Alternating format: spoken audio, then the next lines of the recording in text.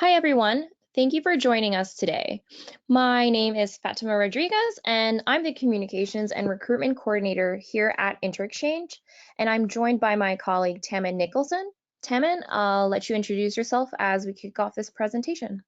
Great, thank you, Fatima. My name is Tama Nicholson. I'm the program manager for the Career Training USA program.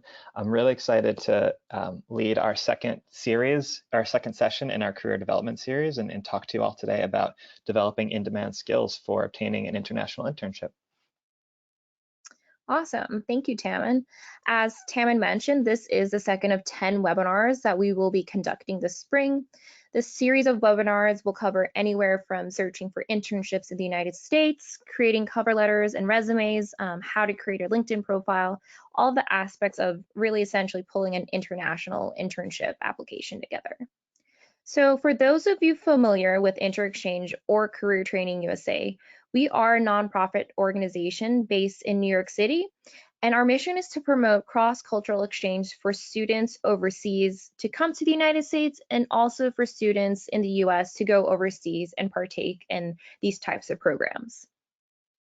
And with Career Training USA program, we particularly work with students who have internships and are seeking to come to the United States to do an internship or a traineeship. So obviously with the pandemic, there has been much less opportunity for people to come and travel and experience internships in person or in other countries. But we know that there are still a lot of interest in these types of programs and particularly, again, interning in the United States. So we want to provide the resources that we can during this time, since people during the time that people are thinking about interning, but are not necessarily coming to the US quite yet. So we hope that this topic today will help you to think about what skills to keep in mind in regards to the most desired in-demand skills and tips and advice to develop and maintain these skills. So for a bit of housekeeping, before I, turn it over to Tammin to begin this presentation, I just want to say that everyone at this moment is muted. So if you have any questions, just please type it into the chat box and we'll read them as they come in, if they're pertaining to that portion of the presentation. We do have a questions and answers section at the end of the presentation. So if there's anything that you'd like to ask that isn't necessarily related to that portion of the presentation, we can talk about those questions later. And again, if you join us a little late or you have to leave early, this session is recorded and everyone who is registered will get a recording of this session. So you don't need to worry about missing anything. So with that, Taman, I'll turn it over to you to get this presentation started. Excellent, thank you. So I think I'll just start by going through the outline of this presentation so we can tap onto the next slide. Today we're going to talk about soft skills versus hard skills, and what they are and how they interact and why they're both in demand. Then we're going to focus on the most desired in-demand skills, how to develop in-demand skills. The meat of the presentation will be resources for developing in-demand skills and maintaining those in-demand skills once you start to develop resources. And like Fatima said at the end, we'll have a question and answer, but we will have some pauses throughout the presentation to stop and make sure that we're all together. So with that, I want to kick off this presentation by defining soft skills. So let's differentiate soft skills and hard skills. This slide contains the attributes of soft skills. Soft skills are non-technical. They're things like project management and time management. They are transferable. For instance, you could dramatically switch career industries from data science to fashion design, for example, and still have the skills that a host employer might find desirable. And that's because these skills are not directly work-related. They're gained through a variety of experiences and help develop our behaviors, our personalities, interpersonal communications and skills. And soft skills inform things like social and communication abilities. Soft skills are less tangible and they can be harder to teach, also more difficult to measure.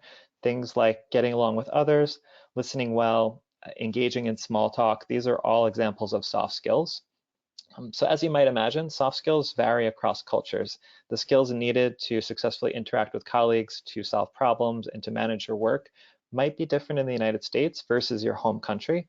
It might also be different from one host employer to another. And we start this presentation by talking about soft skills because a majority of the workplace culture shock that J1 interns experience in the United States stems from either insufficient or misaligned soft skills. So it's important to note those and make sure that you have the necessary in-demand soft skills as you're applying for internships. So I touched on this a little bit, but why are soft skills so important? And the number one reason is hiring managers are actively seeking candidates with appropriate soft skills because hiring managers know that they're going to make someone more successful in their internship and in their workplace. Nearly every job or internship requires employees to engage with others in some way. So you might see soft skills defined on an internship posting as interpersonal skills or maybe essential skills or non-cognitive skills. But either way, all host organizations in all industries are looking for candidates who have specific soft skills as well as the technical know-how to undertake a position. And that's why during most interviews, you'll be asked situational questions. For instance, tell me about a time when you faced an issue working in a group is a very common interview question. And we'll talk much more about answering interview questions in the interview tips webinar next month. But for now, you should just have an understanding of the context of why a host organization might ask you these situational responses or might ask you about the non-technical aspects of your previous experience. They want to make sure that you're a well-rounded candidate who's going to fit the organization. Another reason that hiring managers and employers look for applicants with soft skills is that soft skills are transferable skills that can be used regardless of a person's job. And this makes candidates much more adaptable if they have a certain amount of soft skills. If a project concludes early, or if a new initiative is being undertaken by the organization, someone with appropriate soft skills is going to be able to step in and help the organization or the department succeed. Soft skills are particularly important in any type of customer-facing position. It takes sufficient soft skills to be able to listen to a customer and provide that customer with both helpful and polite service. So next, let's move on to hard skills.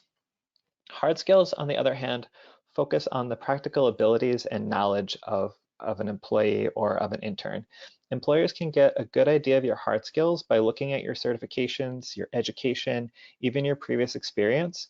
So hard skills are the technical knowledge and experience that are essential to thriving in a specific industry or in a specific job function. For instance, you can't be an accountant without an understanding of accounting fundamentals. You can't intern in an English-speaking business without sufficient knowledge of the English language. Hard skills are gained through intentional study, through coursework, and through past related experiences. Hard skills are also typically objective, meaning that once you've learned the information or task, you then clearly possess that skill.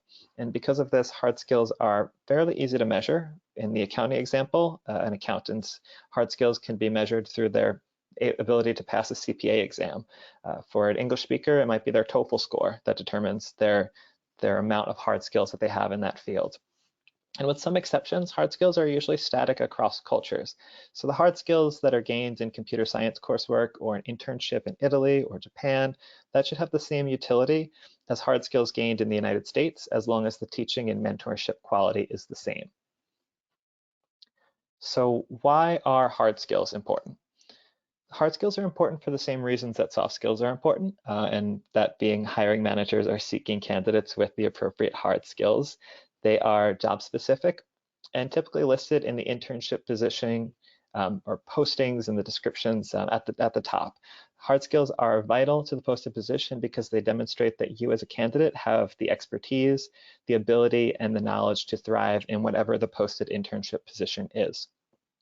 Both employers and recruiters are looking for hard skills in professional resumes and applications. Hard skills refer to your proficiency in completing complex tasks.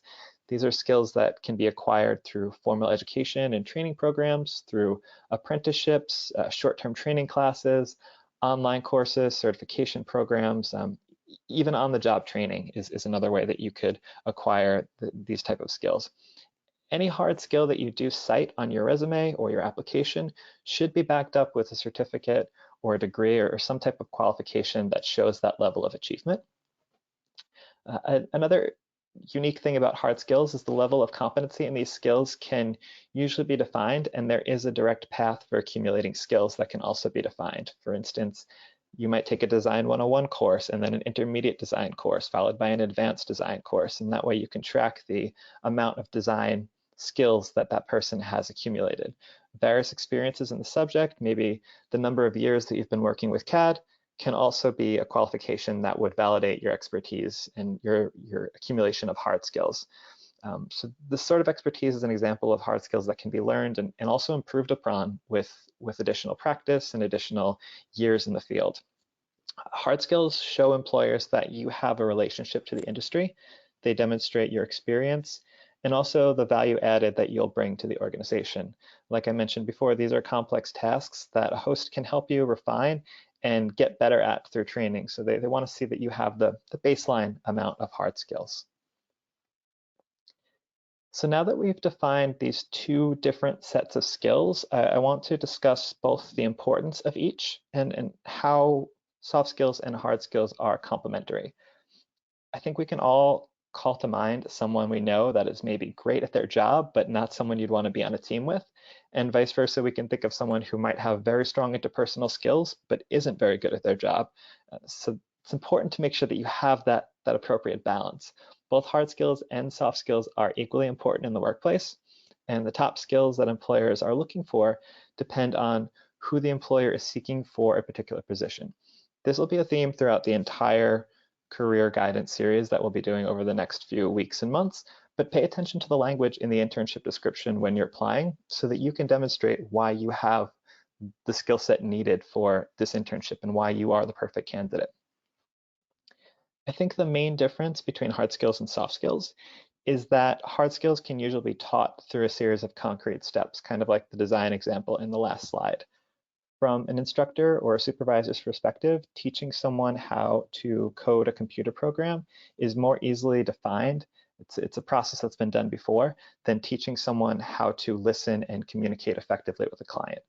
Soft skills typically can't be learned just by rote practice. They involve emotional intelligence, empathy, additional focus on developing those skills, which makes teaching them more complicated from a supervisor's perspective or even from a teacher's perspective. And this is why international internships, in my opinion, have so much value.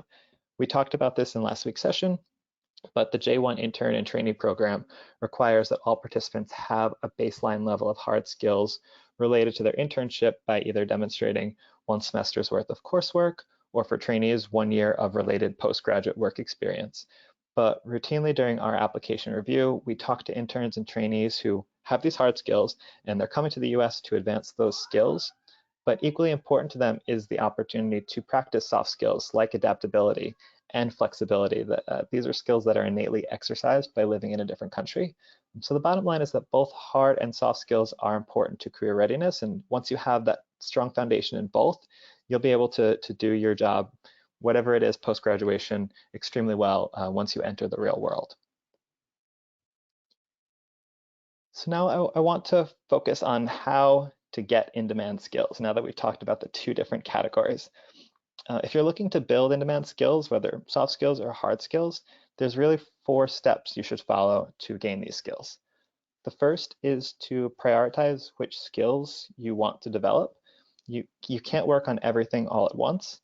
So you want to start by making a list of your most desired soft skills and hard skills. You should also assess which skills you lack. Hard skills will probably be easier to determine, as we talked about, but soft skills might be a little bit more difficult to figure out which ones you're missing and which ones you need to work on. An excellent way to determine where you should focus his energy in developing soft skills is simply by asking others who you know and trust for honest feedback. There's also science-based personality tests like Myers-Briggs. Those are helpful if you're still unsure after your own self-assessment or if you feel like there's no one that you know who would be able to give accurate feedback. But compare the skills that you feel you lack to the skills that are being asked for in any internship posting. So next, find the resources for developing in-demand skills. You can learn these skills through intentional study, through practice, through application, and we'll talk about specific resources on the next few slides, but there are many different ways to develop in-demand skills. So figure out which resources work best for you and based on your study habits, based on your timeline, your specific goals, because the same resources aren't going to work for every single person on this call. Third, once you've decided what skills you want to focus on, it's crucial to set aside time for these efforts.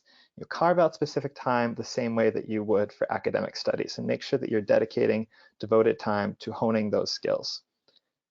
The last step, which we'll reiterate a few times over the next 45 minutes, but the last step is to practice and continue to practice. If you aren't using these skills in everyday work or training, you might get rusty very quickly. So make sure that you're continuing to practice hard skills, you're continuing to practice soft skills, even if you think you've mastered the skill, just so you're refreshed, it comes naturally, it comes easily, even once you've gotten over the hump and you've learned the majority of what the skill demands. So with that, I want to do a quick test to see how everyone understands soft versus hard skills. We've set up a 3-question survey or quiz. So everyone should get a poll that starts right now. But I want you to click if you think cloud computing is a soft skill or a hard skill. And we'll give everyone a few minutes to make their decision.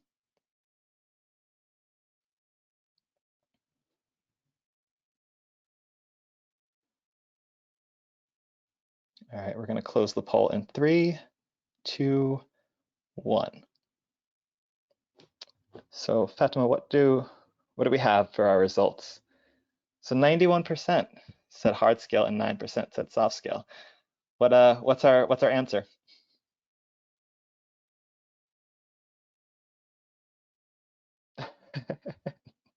I think the screen's not working. We're not seeing your, yeah, that is a presentation.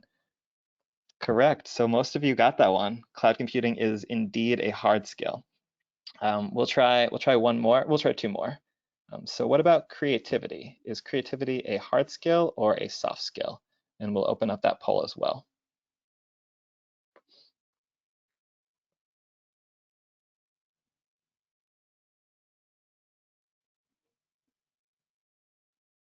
All right, looks like most people have voted. So I think we can close this poll as well. And so 92% said creativity is a soft skill, which again, majority of you are correct. Creativity is indeed a soft skill. So we'll try one more. So what about sales? We'll open a poll whether sales is a hard skill or a soft skill.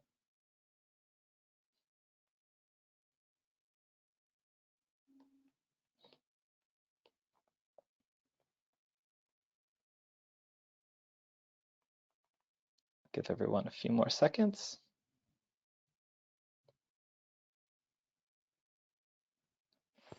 All right, I think we're ready to close this poll. So the results for this one, 62% of you say that sales is a soft skill, and 38% say that sales is a hard skill. And the answer is actually that sales is a hard skill. And we put this one in here because sales requires a bit of a foundation of soft skills in order to become a hard skill. And we'll talk a bit more about how you might need an underlying foundation in soft skills to be able to achieve a hard skill. But sales is considered a hard skill. However, you need to be able to persuade people. You need to be able to have emotional intelligence. You need to be able to have additional soft skills that are crucial in order to successfully achieve that hard skill or to successfully master that hard skill. And so that's why we put that 3rd one in there, not to intentionally try and trip anyone up, but just to reinforce that some skills require a combination of both. So I think we can go to the next slide. So we want to focus also about some of the top in-demand skills that employers are seeking at this time. And these are from LinkedIn's research from 2020. So I want to highlight these 15, and we'll start with the soft skills on the left side. So creativity is the most in-demand skill at the moment, according to this LinkedIn research. It can't be taught in school. It's hard to measure, and someone can transfer this expertise easily from one industry to the next. The reason it's so crucial to hiring managers is that someone with creativity can generate original solutions for a company or for an entire department. It's an incredibly valuable skill in every employee, regardless of the position, the company, the industry, even the country. Number 2 is persuasion, and this is convincing others in your method or idea in order to build consensus. It's an important form of communication that leads to decision making, and it's a valuable soft skill that most leaders possess. Number 3 is collaboration. We talked earlier about working with others, and this is one of the most important skills to successfully be able to do that. Collaboration is working effectively and working efficiently to achieve a common task with clients, with colleagues, with everyone that you might come across in the workplace. Number 4 is adaptability, and this is the ability to thrive in an ever-changing environment. I think that adaptability has been something that has been key over the last year in numerous industries and facing challenges and figuring out ways to adapt and to find a solution. The last skill on the list is emotional intelligence, and this is directly related to interacting with colleagues and teammates. It's the ability to understand and to respond to your emotions and also the emotions of others. So these 5 skills are harder to teach, and people intentionally work to develop or improve these skills their entire lives. However, there are many resources that exist to help people add on to these skills and to continue to refine over their lifetimes. And we'll certainly get into those in the second half of this presentation. But the hard skills in column 2 are a bit different. It's not necessary to obtain all 10 of these skills, as they are more specific to certain fields and to certain industries. Depending on your field of training, maybe none of these skills are required. Supply has a huge impact on demand when it comes to hard skills. So many of these skills are in demand because few people in certain industries possess those skills. And keep that in mind as we talk about which skills you should work on developing. If there's a useful hard skill in your industry that very few people have, definitely spend time refining that skill and being an expert in that skill. But things like blockchain at the top of the hard skills list, that's an in-demand skill because so few people have the skill set, and cryptocurrencies are becoming more and more utilized across various different mechanisms. So not all of these skills are going to be useful in every internship. I would carefully weigh which, if any of these skills apply to your area of studies. And looking at these top 10 skills in the right column, I do see a few general themes. For instance, technology, brand management, data analysis are all larger buckets that these hard skills fall into. And if you're still in university, it's a perfect time to learn and develop skills related to those more general themes. So make sure you're intentional about the courses you take, make sure you're smart about managing your spare time, and also make sure when you do have internships and apprenticeships that you're vocal in asking for the chance to learn and to hone those type of in-demand skills. So what do you do if you don't have those skills? And we can go to the, oh, okay. So first, relax. Soft skills are something that you can work on at any point in your life. And if you've been working for a while, chances are that you've already developed some soft skills. For example, you've probably developed soft skills by working in retail if you've been part of a team environment, or if you've helped unhappy customers find a solution, you've used conflict resolution, you've used problem-solving skills. If you're new to the world of work, think of other activities you've done, either in school or on a volunteer basis. Chances are you've had to communicate, you've had to adapt to changes, you've had to solve problems at some point in your past. If you don't have any soft skills, you'll need to figure out a way to intentionally put yourself in a position to practice these type of interpersonal and soft skills. And this might be difficult at first, but will get easier over time. Hard skills are something you develop in the classroom, but the idea of a classroom is becoming more and more versatile. So online courses, training academies, workshops, internships, traineeships, there are many ways to gain skills after you've graduated. And if you're working in a field not related to your studies or outside your target industry, you might have to be more proactive in constantly developing these skills in your free time. You might need to prioritize some skill building time outside of work, and maybe you'll work on focusing on studying video production instead of spending time watching Netflix or being on social media, and you'll have to readjust some of those the spare time usage. I think the key to any successful internship is having a foundation of skills.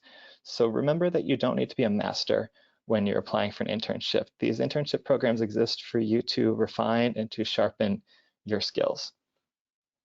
So next, we're going to talk about where to get in-demand skills and some of the platforms and places to practice and learn in-demand skills. I'm realizing that I blew past one of our pause points for questions. So Fatima, I do want to pause here and see if we have any questions that have come in so far about anything we've discussed. Yes, we have two questions. The first question is, how do I know if I'm in need of more soft skills or hard skills? That's a great question, and I think the best way to gauge is going back to what we talked about earlier, and using your existing network and seeing what they honestly, what your friends, family, other students that you've taken classes with, like what do they say, you are missing, or what skills did they kind of give you feedback on? And that way you can prioritize what you need to be working on. If someone says, adaptability isn't something that you're very strong at, and you see a lot of postings that are asking for someone with adaptability, definitely focus some energy and time on trying to hone your ability to be more adaptable and to try and put yourself in more positions that are going to make you utilize that skill. Thank you. And the second question is, should we prioritize developing soft skills or hard skills? I think, again, that's going to be something that is going to be determined by your own self-analysis and comparing the skills that you believe you lack to what potential host employers are asking for. So you might see that you have all the soft skills that are being referenced, whether explicitly or tacitly in an application, but you don't have the hard skills. And I think it's going to take a little bit of looking at specific internship positions that you want and seeing where you need to beef up your own skill set a little bit. And for some people, it's going to be hard skills, and for others, it's going to be soft skills. But every person's different, every position's different. So it's really just going to be figuring out what the gap is between where you are now and where you believe you need to be. But if it's just those two questions, I think we can move on to where to find skills. So we have a few different arenas that we have that we've highlighted of ways that you can build skills. I think one of the most popular ways to build skills right now is via online courses.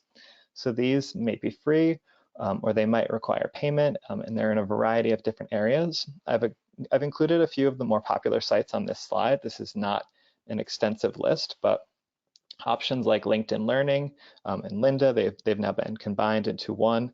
Coursera, Skillshare, Udemy, edX is a great resource. They have what are called MOOCs, Massive Open Online Courses, I believe is the acronym, but these are free and top experts in a variety of different fields.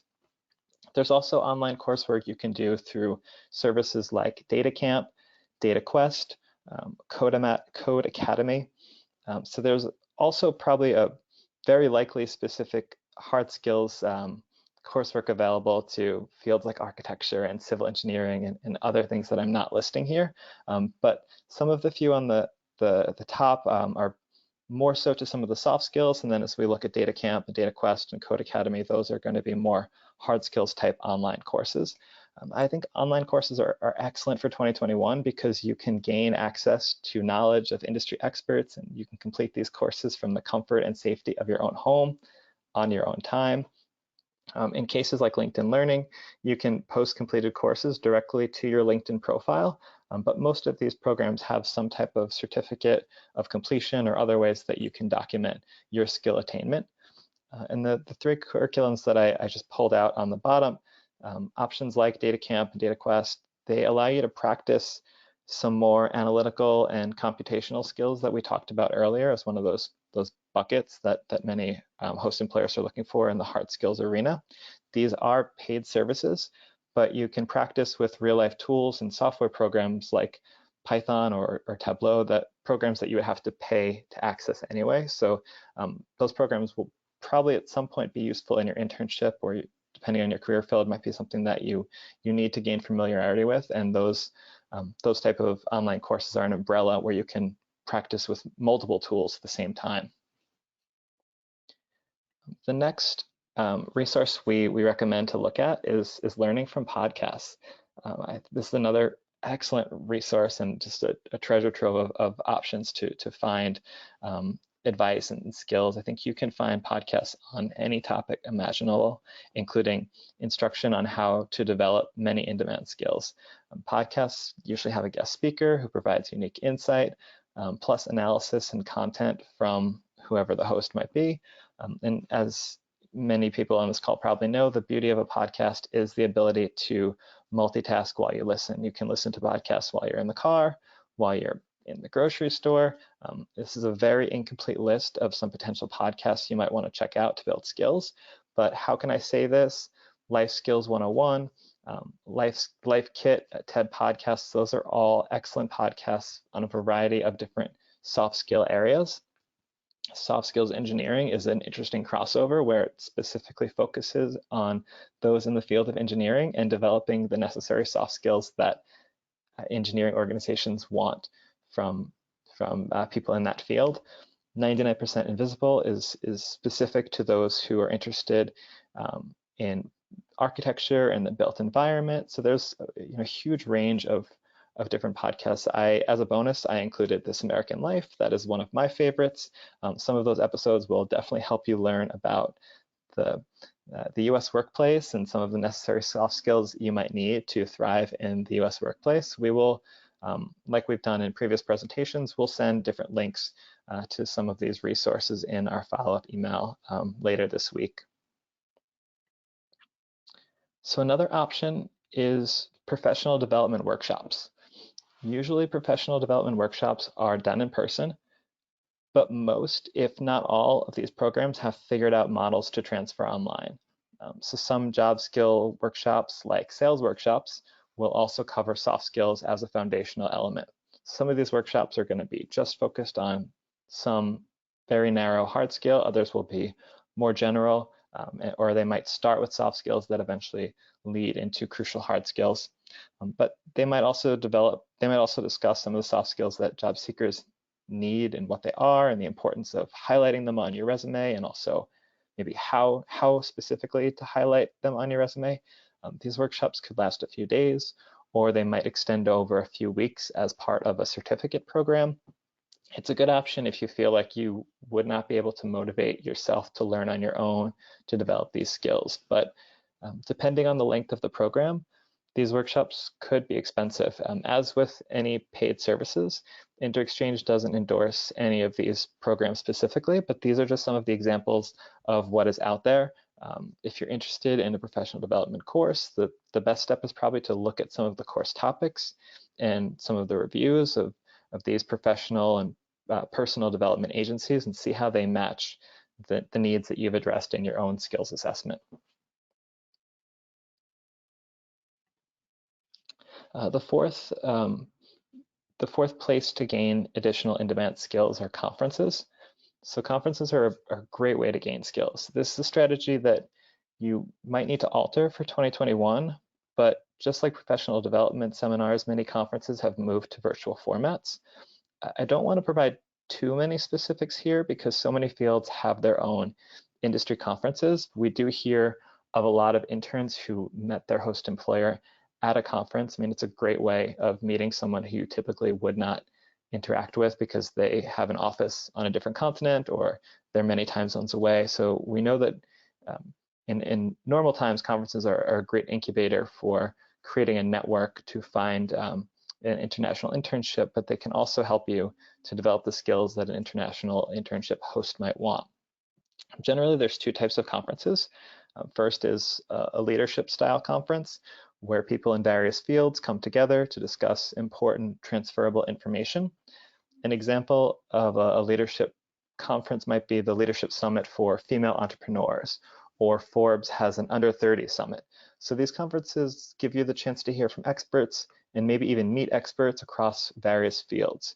This helps you to develop your network and to gain a better sense of some of the transferable skills that will be important in your career. Industry conferences, on the other hand, are, for the most part, probably going to give you more insight into the hard skills that people want in that industry. You might have to infer a little bit from the sessions, from the speakers, but if the same software keeps coming up in many sessions, it's probably an important software that you should become familiar with. Many conferences also have pre-workshops or pre-conference workshops where you can learn and practice related skills. They usually have poster sessions where experts on certain topics will discuss their research and the focus of that research. There's usually trade shows or exhibition halls where you can learn more about the key players in the industry and develop your network by speaking to some of the exhibitors. There's usually even career booths where you can gain some resume advice and maybe meet potential mentors who are willing to donate some of their time to the conference. So going to a conference is a bit like research. You'll certainly learn from people and they'll have great insight and you'll have excellent takeaways, but you'll need to continue to build upon that information and practice those skills that everyone talked about or the resources that exhibitors or presenters mentioned in their sessions. Like the professional development workshops, there's going to be a cost to conferences, but many have the option to offset part of that attendee cost if you volunteer, which also has its own benefit in developing some skills, as we'll talk about shortly. So next, find a mentor or a coach. And we have an entire webinar dedicated to this topic in February. So again, I'm not going to spend too much time on the nuts and bolts, but this is an excellent way to develop skills, both soft and hard skills. A career coach will help you to define your goals, your existing skill sets, your strengths, and of course, your weaknesses.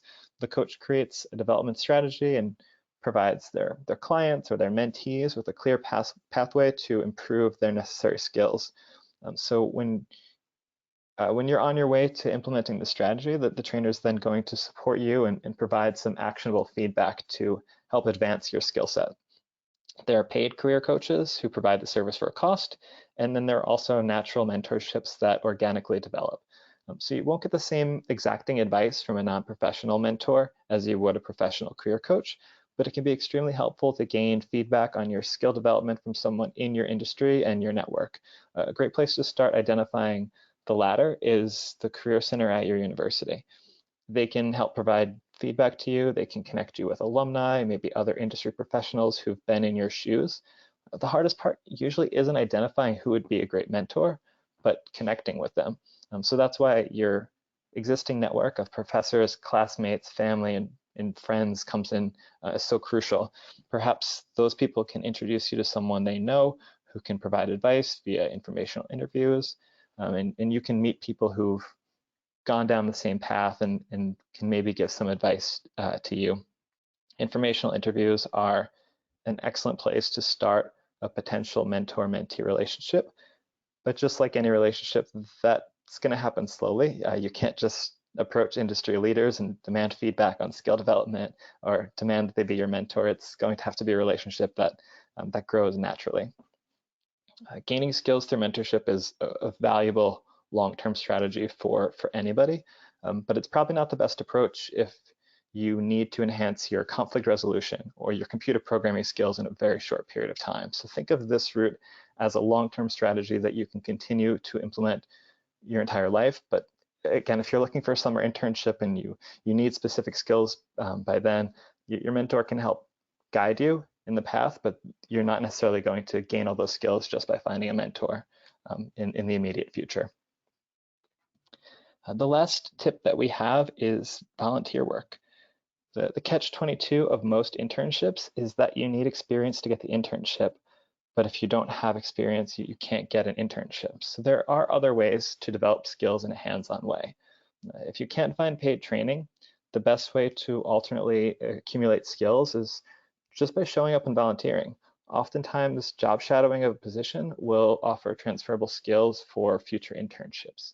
And remember, transferable skills are wide-ranging.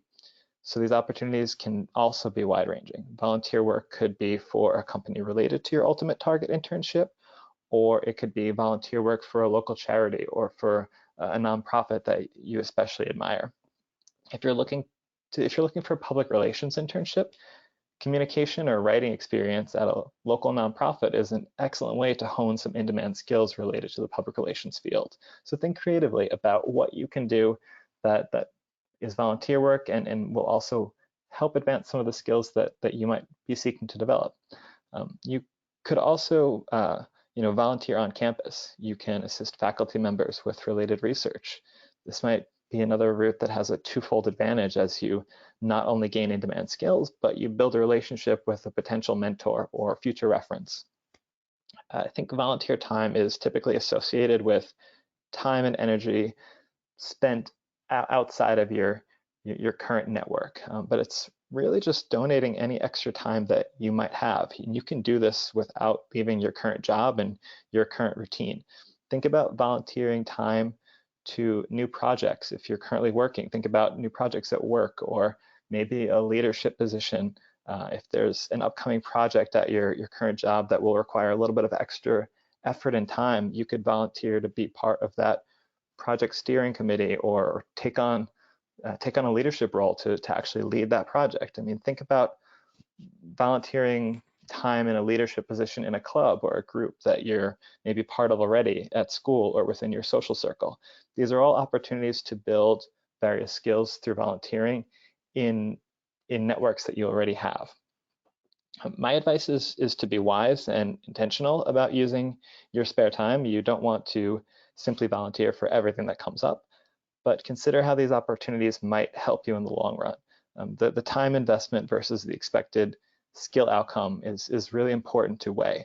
I mean, you might simply want to donate time and energy for altruistic reasons, which is excellent. But if you're not all volunteer opportunities need to be transactional in skills versus time, but if you're volunteering with the intent to learn something specific, make sure that there is fair compensation for the time you dedicate to the company or the project that you're volunteering for. I mean, this is something we talk about with interns who come to the United States to pursue unpaid internships, but I think it's worth noting here as well to know, if anything, what you are expecting to get out of that volunteer experience.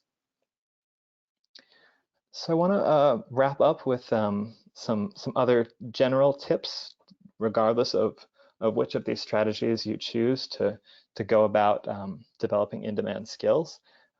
It's important to dedicate time to whatever it is you're trying to learn. Just like you should continue to learn hard skills that apply to your studies or job, you should also make steady progress on other in-demand skills. Build this time specifically into your schedule, whether it's 30 minutes a day or 15 minutes a day. Make sure you have time to deliberately practice in order to reach whatever it is of your desired level of competency. You want to make sure that you're both learning and applying skills. This is crucial, especially if you're practicing these skills on your own. I can't stress how important intentionality is for developing in-demand skills, especially soft skills, because again, they can be a little bit more subjective. So you might think that you've mastered it and you're doing perfect, where it's easy to get rusty on whatever that skill might be. In that same vein, if you're attempting to develop skills at home or on your own, practice the same way you would if you were studying for a university course. Prioritize this time. Let your roommates or family know not to bother you during this time, or to try and convince you to watch an episode of TV. You're prioritizing this time because developing this skill is something that you've identified as important, and make sure you treat it that way. Keep distractions like your cell phone or your social media account closed, away. Monitor your progress, test yourself as you develop these skills. The time investment trade-off for skills, especially hard skills, is important to be wary of. So spending hours learning to code language for blockchain might not be useful if you wind up in fashion merchandising and never use that skill. Protect your time and also use it wisely. And I think that's why it's important to do some research and make a plan before you just dive into developing all the skills that you can. And I think lastly, set goals, both the amount of time that you want to dedicate to developing the skill and the overall goal that you want to attain. Your timeline to achieve this goal, any benchmarks along the way. Make sure that you lay out a plan of all of your goals. And maybe in 6 months, you want to be intermediate in a new language, but your goal for week 1 is simply to count to 20. So it's important to set realistic and achievable goals throughout this entire process. And to wrap up, practice. No matter what skill you want to improve, you can put your newfound knowledge to use with practice. For maximum practice efficiency, I think you need a few key components. The first is repeat. Try a new technique that challenges your current level of understanding, and then repeat that technique often. For example, experiment with a new communication technique you learn about each week, but also go back and practice the previous techniques that you've mastered at least once a week so that you stay current with those skills. Number two, stay interested and don't burn yourself out. There's a reason that you're motivated to learn this skill, so mix things up, keep yourself engaged, keep yourself interested in learning more, but also be kind to yourself and take a break when you need it so that you don't burn yourself out. Also be purposeful. Practice in a way that directly relates to your weak skills. Put yourself in real situations to practice. For example, if you struggle with public speaking, practice speeches to groups of friends rather than just rehearsing on your own. This is the best way to maximize your efforts and your energy in a practice environment. You can't develop a skill overnight. Practice is an investment that will last years and will happen incrementally, and so your progress is going to be incremental. It will get easier, and you should continue to challenge yourself. In the public speaking example, maybe start with a group of 2 or 3 friends and build it from there. But try and build your skills incrementally, and if something does get too easy, challenge yourself so that you don't plateau and that you continue to refine and get better at whatever the skill is that you've identified as something you want to be an expert in. Lastly, get feedback. And sometimes we aren't the best judges of our own progress. If you're doing an online course, usually you'll get tested and you'll have a score to refer to. But in other cases, you might have to go out of your way to obtain feedback. Try and get someone to review your skills and provide areas for improvement as often as possible. Maybe this is a coach, maybe this is a mentor, but whoever it is, make sure that they'll be honest with you.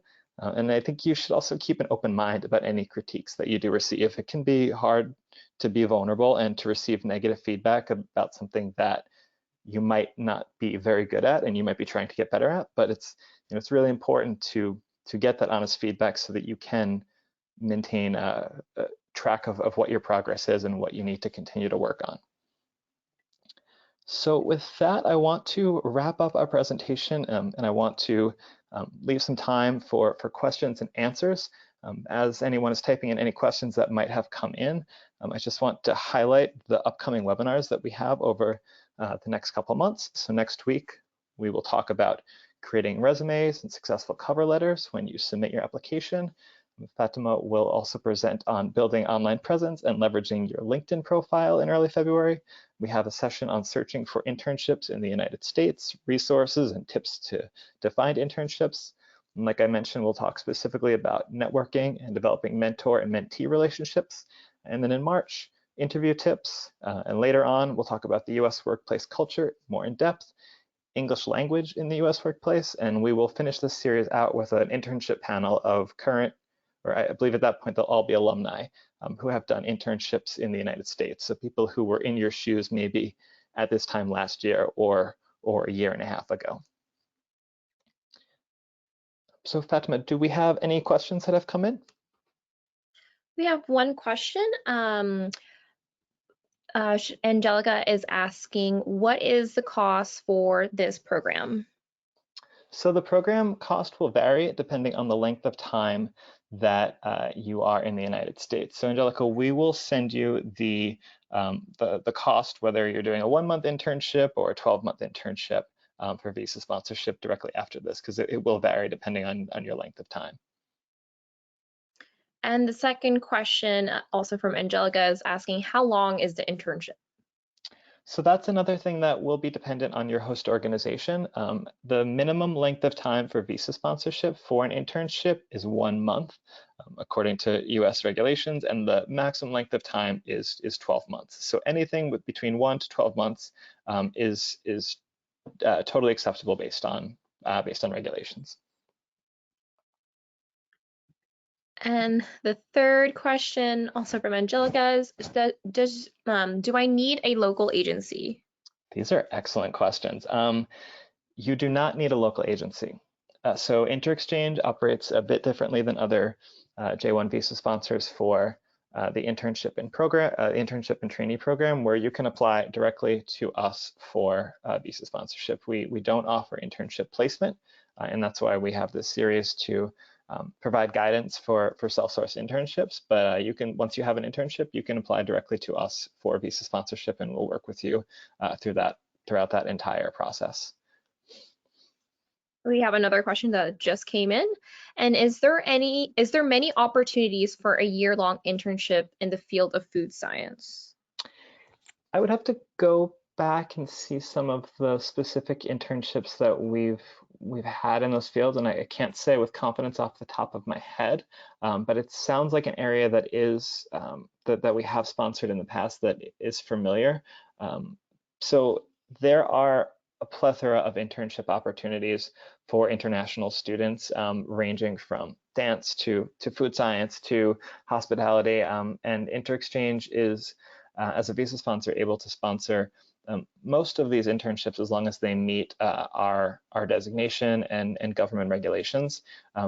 Typically, we do see a lot of year-long internships. I think that's probably the most popular period of time, maybe either 6 months or 12 months. So it's going to depend on exactly what you'd like to do in the field of food science, but my guess is yes, that there will certainly be opportunities, and I would look at some of the host organizations that you specifically want to train at and see what past opportunities have been. Maybe pre-2020, 2019 might give you a better understanding of what their typical internship structure is, just because of the pandemic. And another question came in from Angelica, saying, what if I want to stay in the US after my internship? So this is a cultural exchange program, and the intent of any J1 program is that you are able to come to the United States and bring your skill set and bring your culture to the United States and learn a little bit about US culture and workplace environment, but then also return home to complete that exchange. So J1 programs aren't intended as a bridge for a work visa or a bridge to citizenship. So if you want to do a J1 internship, you would be applying with the intent that at the end of the 6 months or 9 months or 12 months that you do return to your home country, and share the knowledge and skills that you've learned. So these programs are a springboard for you to gain additional skills to help your career path in your home country, not necessarily a pathway to long-term residency in the US. So we have 2 more questions that came in. The first one is there any age limit, and do I have to be a university student if I want to do an internship through your organization? So there is no age limit to do a J1 program, or to do a J1 intern, or to do a J1 trainee program. There are some government regulations about qualification as a student. So in order to qualify as a J1 intern, you either need to be currently enrolled in your university or have graduated within the last 12 months. So if you graduated in June of 2020, you could do an internship and arrive in the United States at any time up until June of 2021. However, once this year passes, the trainee program, which is sort of a sister program, but for those who are a little bit more advanced, you could apply as a trainee.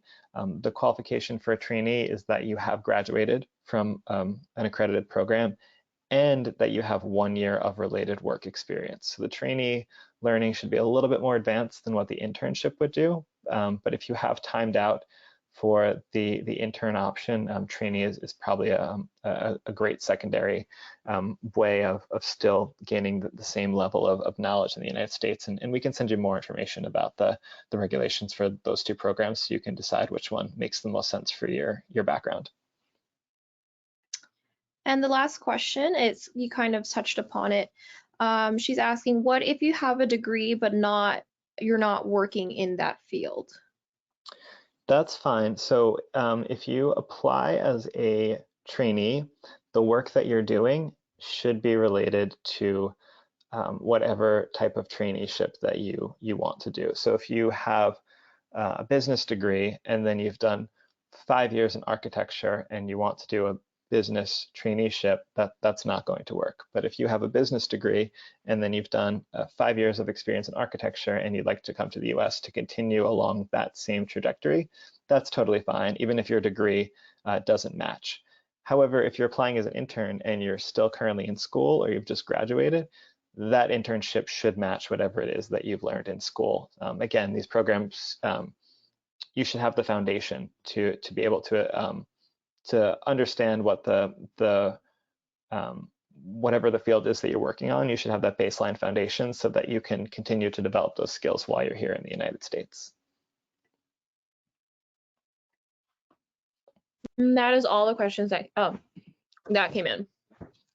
Excellent. Well, we are ending, I think, right on time. So thank you, everyone. We'll send a recording of this presentation to you afterwards. And certainly, if you have any questions, please do not hesitate to reach out to our team.